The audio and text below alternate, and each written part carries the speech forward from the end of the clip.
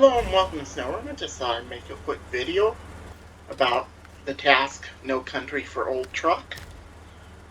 I brought a trailer here, but it didn't have enough to completely repair the Twinsteer. I just thought I'd point out a little trailer that the game devs hid right here, and it's not connected to a quest because I got XP for it, which means I don't have to worry about dragging it all the way over here and then figuring out I need it in Roman Island. Always make sure you know whether a trailer's quest related or not, because I grabbed a trailer in Rift, which was a DLC map for Tamar,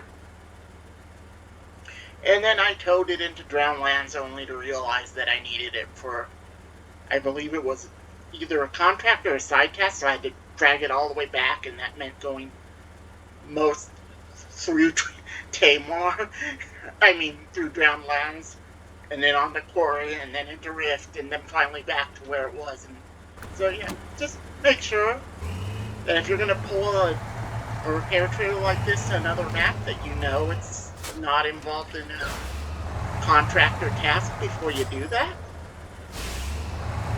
And if you need fuel, because it's been so long I can't remember whether, let's see where, because there's a scout fuel trailer hid here for what, that you can pick up, and I think I may have used it to fill up this on my way to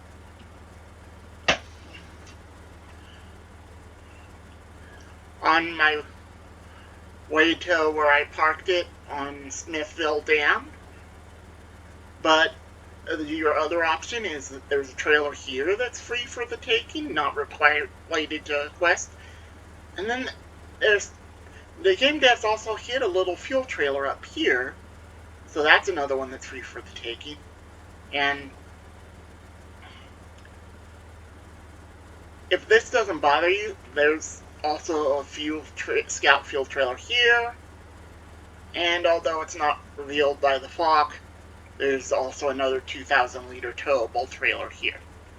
I kind of feel like those, technically you can take them, but it just kind of feels a little weird since they're right by a house, kind of implying that it's theirs, although you could say it's just our company pre-positioning stuff. But anyway, I just thought I'd point those out, and now let's go.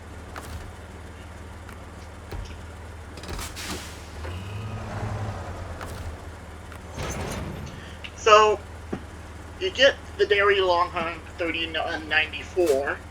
Surprisingly, the wording of the quest makes it, the task makes it sound like you just need to haul it out. But you actually get it as a quest reward, and I guess it's because they just declared it junk by how damaged it is.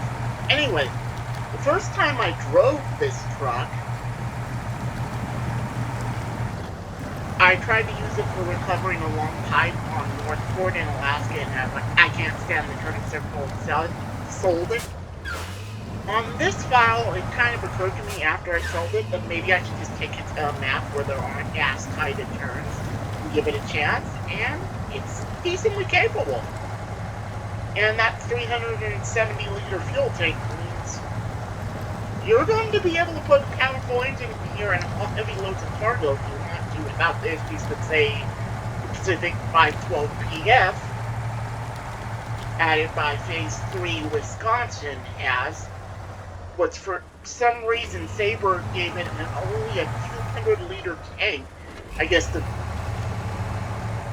balance the fact that it actually has unique tires, that even though they say they're road speed, they also perform like mud tires and mud, so I guess it's kind of the same reason when this game originally launched that the A&K Mark 38 only had a 200-liter tank.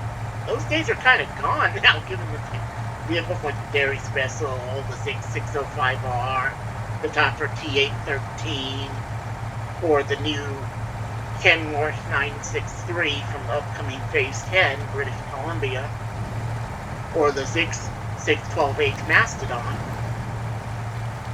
It's one of those trucks that I'd love to see them go back and at least give it a 300-liter tank. I think it needs that, and I think that the 5600 TS also needs a buff. to 380 liter tank. And honestly, it should have had that from the very beginning because its stock tires are highway tires. It doesn't get anything unique, so there's no real reason other than you could argue the level of engine it has. And that's the only reason I can think of why they gave it a 280 liter tank. But because they did that, you can't really use the top engine for it. It just sucks too much fuel.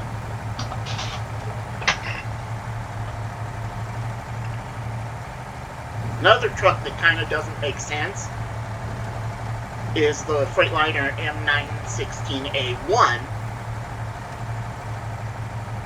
because that has a 200 liter tank too, which if you could find it in the world at any level would make sense, because Sabre essentially says that if you have above a certain capacity, capability off-road, you automatically get a 200 liter tank as balancing, or at least that's the way they used to do it. Now they balance by tires, and that's a better way in my opinion, or level locks, and I think both of those are superior to balance by fuel tank, but that's how they used to do it. Anyway, for some reason they gave it a 200 liter tank even though it's level locked to the high teens, which makes you wonder, okay, why not give it, say, a 240 liter tank at least, if not a 280 liter tank, since it's level locked to such a high level? Heck, I would have been happy with 260.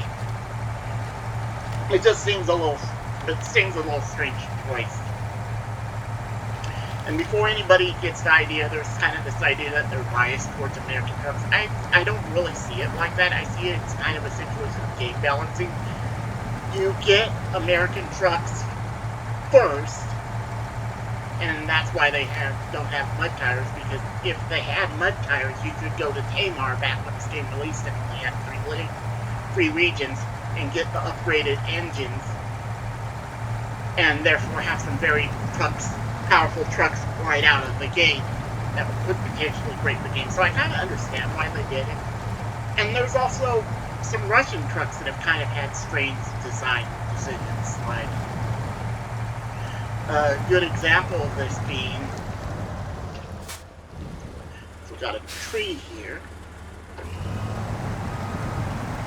being the Voron AE, which for some reason, instead of getting a 300 liter tank like you'd expect, it only gets a 250 liter tank. And it has always-on all-wheel drive, which means its fuel consumption is going to be higher and you don't have the option of turning it off. Then you have the Voron D, which kind of understand why they give it a 270 liter tank. It's close enough to 300, and then it gets slightly better fuel economy because of the gearbox it has. So that one I kind of consider reasonably balanced, but not the Voron AE. And then if you look at some DLC stuff, you have the Step 39331 Pike, which for some reason doesn't have access to chain tires. And for some reason Sabre also thought it didn't need off-road tires, which probably would be UODs, given that it's roughly the same as the Step 310E. But for some reason it doesn't. You just go straight from all-terrains to muds, which right here you can see they kind of be nice, but there are a bunch of situations where you're only either active dirt or you want a little extra grip than what muds give you because you're using a road network. So I just kind of don't understand it.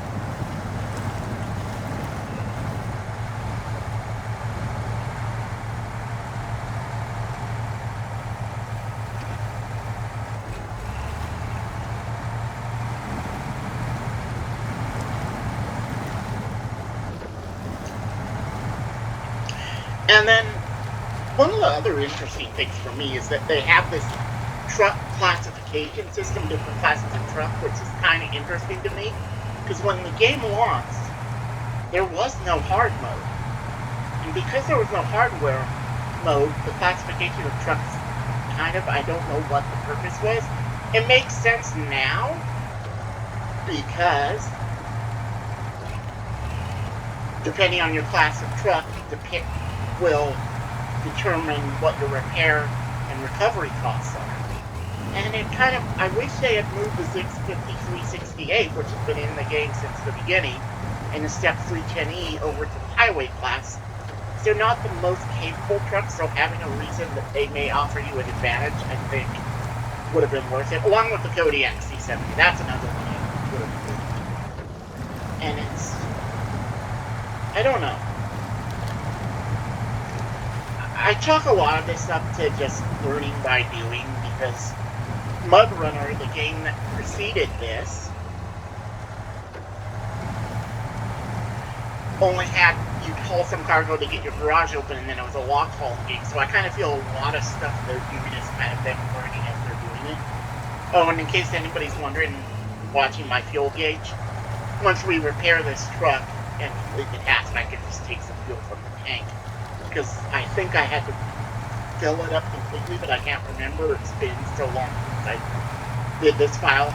Basically, I started playing it during the Phase 8 Blades issue where hard modes got converted to normal modes, and so I started this file while I was waiting for them to fix my main hard mode saved, and then lost interest for a while. But now I'm back, and so.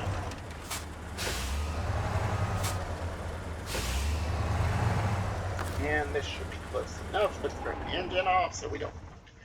We're gonna go repair. Now, one other thing to mention here is if you don't have enough points to repair a vehicle, you can always choose what to repair first. However, like, since I have enough points, I can just hit this button. And that almost completely repairs it. Oh, never mind. I just completely repaired myself. Oops.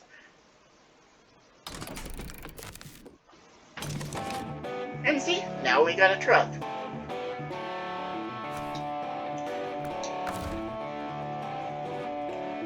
And the reason I mention this is you will sometimes come across vehicles